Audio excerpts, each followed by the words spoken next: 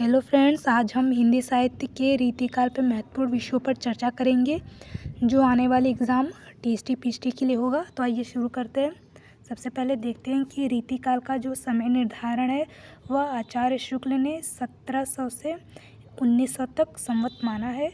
अगर यही प्रश्न ईस्वी में पूछता है कि रीतिकाल का जो समय निर्धारण ईस्वी के अनुसार क्या है, तो 1643 से 1843 ईस्वी तक माना गया है। लेकिन सर्वमान्य मत के अनुसार और डॉक्टर नगेंद्र ने 1650 से 1850 तक रीतिकाल का जो समय माना है। आइए देखते हैं कि रीतिकाल के अन्य नाम कौन कौन से हैं। तो आचार्य शुक्ल ने रीतिकाल को उत्तर मध्यकाल कहा है, मिश्र बंधु ने अलंकृत काल कहा है और विश्वनाथ प्रसाद मिश्र ने श्रृंगार काल कहा है। रीति का अर्थ क्या होता है, तो रीति का जो अर्थ है वो काव्यांग निरूपण है। रीति काल की प्रथम रचना कौन सी है, तो हित तरंगिणी है, कृपाराम द्वारा लिखी गई है। रीति काल के जो प्रवर्तक है वह चिंतामणि को माना जाता है। आचार्य शुक्ल ने भी चिंतामणि को माना है। अगला है कि रीति काल की जो अंतिम कृति कौन सी है, रसरंग है, ग्वाल कवि द्वारा लिखा गया है। अगला है कि मूलभूत जो लाक्षणिक अंतिम कवि किसे माना जाता है, तो पद्माकर को माना जाता है। अब देखते हैं रीतिकाल का वर्गीकरण। तो रीतिकाल का जो वर्गीकरण वो 3 वर्गों में विभाजित है, रीतिबद्ध, रीतिसिद्ध और रीतिमुक्त।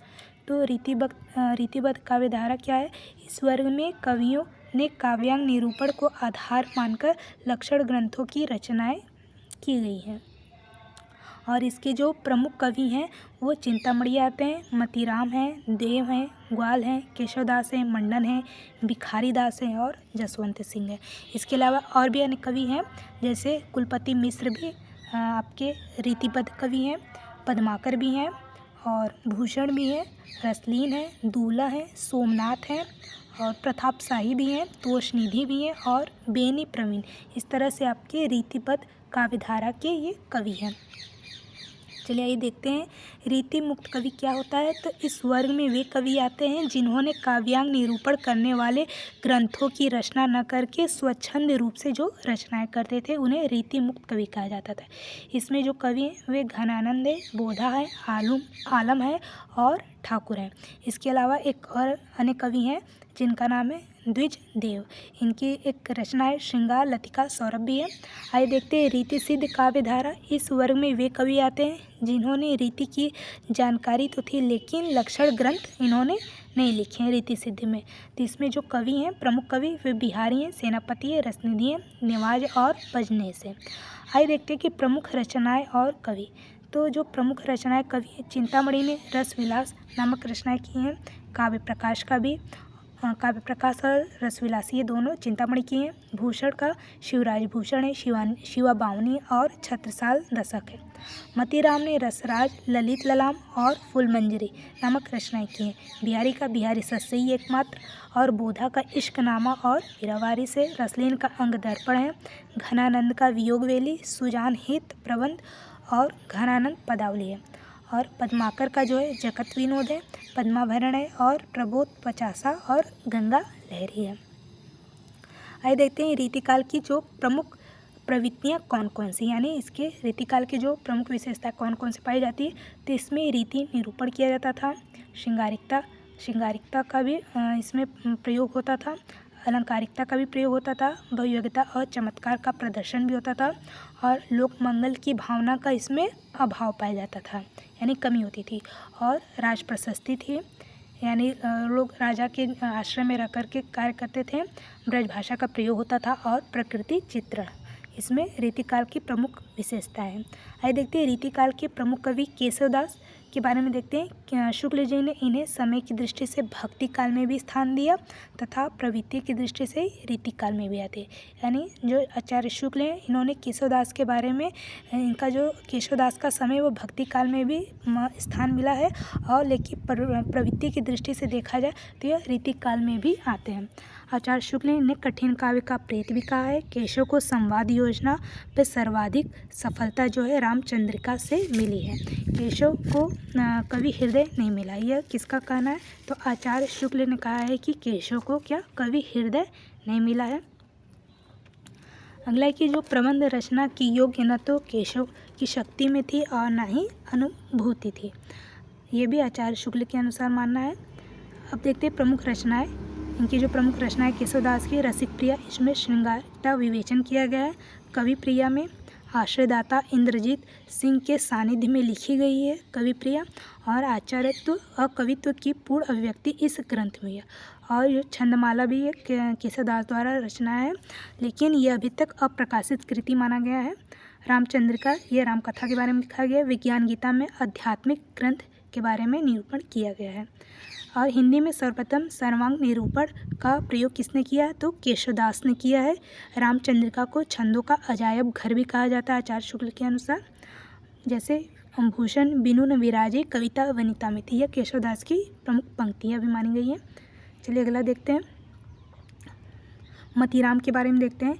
मतीराम ने कवि भूषण और चिंतामणि के भाई कहे जाते हैं, यानी जो भूषण और चिंतामणि के भाई माना जाता है। कुंदन को रंग फीको लगे, यह जो पंक्ति है मतीराम की है। अब इनकी प्रमुख रचनाएं देखते हैं मतीराम की। तो रसराज है, जिसमें श्रृंगार एवं नायिका भेद का वर्णन किया गया है। रसराज में ललित ललाम है, फूल मंजरी है और वृत्त कौमुदी है।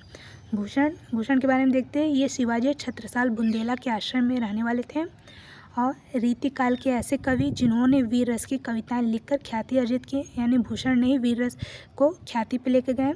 और राजा रुद्रशाह सोलंकी ने भूषण की उपाधि प्रदान की है और इनकी पालकी में स्वयं महाराजा छत्रसाल ने इन्होंने कंधा लगाया भूषण को। अब इनकी प्रमुख रचनाएं देखते हैं। तो शिवराज भूषण है, जयदेव के चंद्रालोक पर आधारित ये अलंकार ग्रंथ है। शिवा बावनी, जो शिवाजी की वीरता का वर्णन किया गया। छत्रसाल दशक जो है, इसमें छत्रसाल की वीरता का वर्णन किया गया। इनकी जो रचनाएं होती थी भूषण की, वह राष्ट्रीयता की भावना से उत्प्रोत थी। अगला देखते हैं बिहारी के बारे में। इनका जो जन्म है वो 1595 के ग्वालियर में हुआ था। ये मिर्जा राजा जयसिंह के दरबारी कवि थे और राजा इन्हें प्रत्येक दोहे पे एक स्वर्ण मुद्रा प्रदान करते थे। अगला देखते हैं कि जो बिहारी सस्से, ये मूलतः श्रृंगार रस से उत्प्रोत एक मुक्तक काव्य। बिहारी सस्से किस प्रकार का है? मुक्तक की प्रबंध काव्य, तो यह मुक्तक काव्य है। इसे जो है श्रृंगार, भक्ति और नीति का त्रिवेणी भी कहा जाता है। प्रश्न पूछा जा सकता है कि किस ग्रंथ को श्रृंगार, भक्ति और नीति का त्रिवेणी कहा जाता है? तो बिहारी सस्सई, जो कि बिहारी लाल द्वारा लिखी गई है, तो बिहारी सस्सई को ही बिहारी को श्रृंगार, भक्ति और नीति का त्रिवेणी कहा जाता है। इसमें कितने दोहे हैं? तो 713 बिहारी सस्सई में दोहे बिहारी लाल ने बताए। जिस कवि की कल्पना की समाहार शक्ति के साथ भाषा की समासिकता शक्ति जितनी अधिक होगी, उतना ही वह मुक्तक रचना में सफल होगा। यह क्षमता बिहारी में पूर्ण रूप से विद्यमान थी। यह किसका माना है? तो आचार्य शुक्ल ने यह जो है कथन बताया।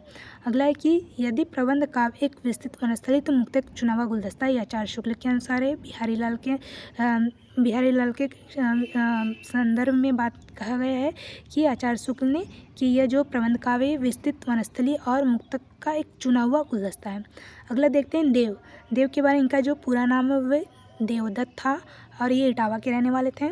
इन्हें अनेक रचनाओं यानी अनेक राजाओं के आश्रय में रहने का सौभाग्य मिला, क्योंकि इन्हें कोई उदार आश्रयदाता नहीं मिलता था। ये अनेक राजाओं के यहाँ रहकर अपना कार्य करते थे और रीतिकाल के कवियों में ये बड़े ही क्या थे? प्रतिभा संपन्न कवि थे, यानी धनी कवि माने जाते हैं, प्रतिभा संपन्न कवि माने जाते हैं। ये किसका माना है? तो आचार्य शुक्ल ने माना है कि रीतिकाल के कवियों में सबसे बड़े प्रतिभा संपन्न कवि होते थे देव। इनकी जो प्रमुख रचनाएं हैं वो भाव विलास है। इस रचना को आजम शाह को सुनाया गया है, जो हिंदी कविता के प्रेमी थे। अष्टयाम, इसमें नायक नायिका का विविध विलासों का वर्णन है। देव शतक में आध्यात्मिकता का ग्रंथ है। राग रत्नाकर में संगीत विषय का ग्रंथ है। रासविलास में, ये सभी देव की रचना है। रासविलास में राजा भोगीलाल के आश्रम में लिखा गया है। देवचरित, इसमें कृष्ण काव्य पर आधारित है। सुख सागर तरंग, इसमें नायिका भेद और रस का वर्णन किया गया है। शब्द रसायन, यह भी देव के द्वारा है। लक्षण ग्रंथ इसमें लिखे गए। देव माया प्रपंच में प्रबोध चंद्रोदय नामक संस्कृत नाटक का पद्य में अनुवाद किया गया है देव माया प्रपंच का। और इसके अलावा जो देव की रचनाएं वो भवानी विलास है, कुशल विलास है, प्रेमचंद्रिका है, सुजान विनोद है, प्रेम तरंग है, जाति विलास, यानी विलास करके इन्होंने कई सारे रचनाओं का निरूपण किया है। चलिए अगला देखते हैं घनानंद के बारे में।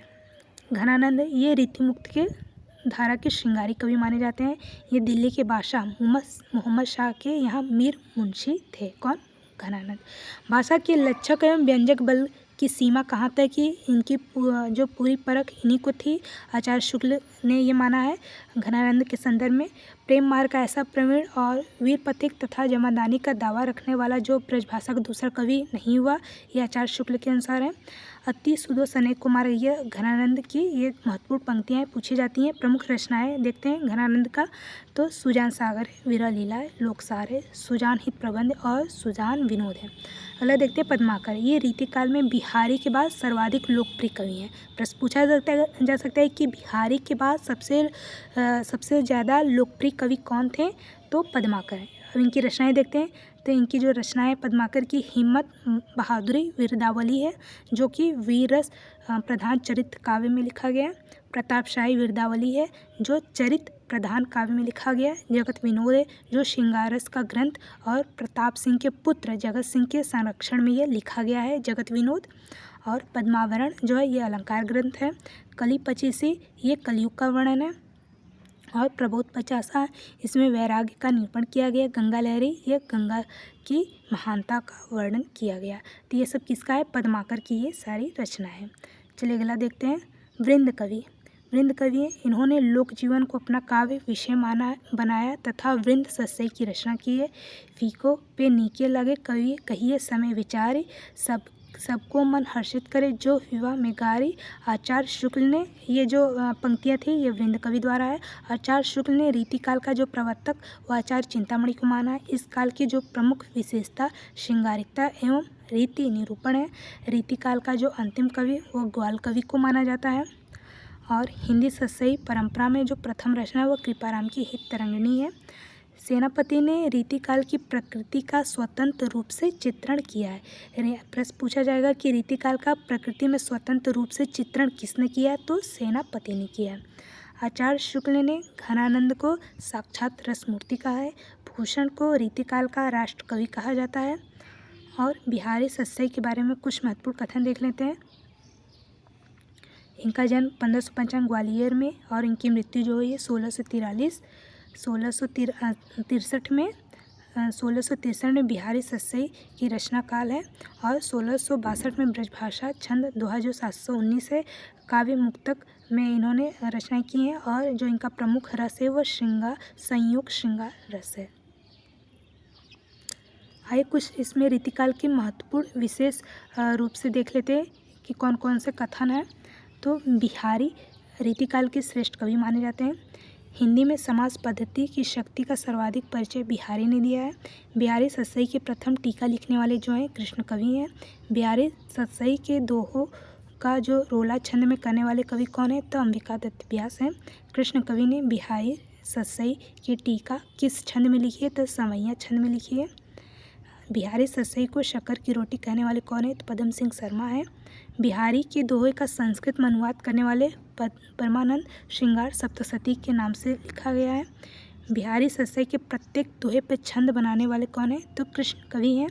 बिहारी सस्सई की रसिकों के हृदय का घर करने वाले हजारी प्रसाद द्विवेदी माने जाते हैं। बिहारी को हिंदी का चौथा रत्न मानने वाले कौन है? तो लाला भगवान दीन है। बिहारी को रीतिकाल का सर्वाधिक लोकप्रिय कवि माँ कहने वाले कौन है? तो हजारी प्रसाद द्विवेदी हैं। बिहारी के दोहे पे प्रसन्न होकर राजा जयसिंह ने इन्हें कौन सा गांव पुरस्कार में दिया था? तो काली पहाड़ी दिया था। इनके दोहे क्या हैं? रस के छोटे छोटे छींटे हैं। यह कथन किसका है? तो आचार्य शुक्ल का है यह कथन। इनकी कविता श्रृंगारी किंतु प्रेम की उच्च भूमि पर नहीं पहुँचती, नीचे रह जाती है। तो ये कथन भी आचार्य रामचंद्र शुक्ल के द्वारा दिया गया है। बिहारी की भाषा चलती होने पर भी साहित्यिक कथन है। यह जो कथन है रामचंद्र शुक्ल का है। शुक्ल ने बिहारी सस्सई किस पक्ष का उपहास किया है? तो वियोग वर्णन का किया है। किसने बिहारी को ऐसा पीयूष वर्षी में कहा है जिसके उदय होते ही सुर और तुलसी आच्छादित हो जाते हैं? तो राधा चरण गोस्वामी ने कहा है। बिहारी सस्सई की जो रामचरितमानस के बाद सबसे अधिक प्रचारित कृति मानने वाले कौन है? तो श्याम सुंदर दास ने माना है कि बिहारी सस्सई की रामचरितमानस के बाद सबसे अधिक प्रसारित कृति है। बिहारी को हिंदी सतसई का सबसे बेजोड़ कवि मानने वाले विश्वनाथ प्रसाद हैं। बिहारी को वाग विभूति के लेखक कौन है? विश्वनाथ प्रसाद हैं। संपूर्ण विश्व में बिहारी सतसई के समकक्ष कोई रचना प्राप्त नहीं होती। ये कथन है गियर्सन का। फिरंगी सतसई फारसी भाषा में लिखा गया, इसके रचनाकार आनंदीलाल शर्मा है। बिहारी सतसई की टीका अमर चंद्रिका नाम से लिखने वाले कौन है? सूरती मिश्र। और बिहारी सतसई की जो सरल टीका किसने लिखा है? तो लाला भगवान दीन ने लिखा है। तो ये थे आपके कुछ विशेष महत्वपूर्ण कथन। आइए कुछ और हैं। बिहारी सतसई की जो टीका लाल चंद्रिका नाम से लिखने वाले लल्लू लाल हैं। राम सतसई राम सहाय दास द्वारा लिखा गया है। सतसई बर्नरनाथ ठाकुर द्वारा लिखा गया है। और बिहारी सतसई की जो सबसे टीका लिखने वाले वो जगन्नाथ दास रत्नाकर, यानी बिहारी रत्नाकर खड़ी बोली में लिखने वाले हैं, दास रत्नाकर। और बिहारी सतसई की टीका ब्रज भाषा में लिखने वाले कौन है? तो राधा कृष्ण चौबे। तो ये थे आपके कुछ महत्वपूर्ण विशेष कथन।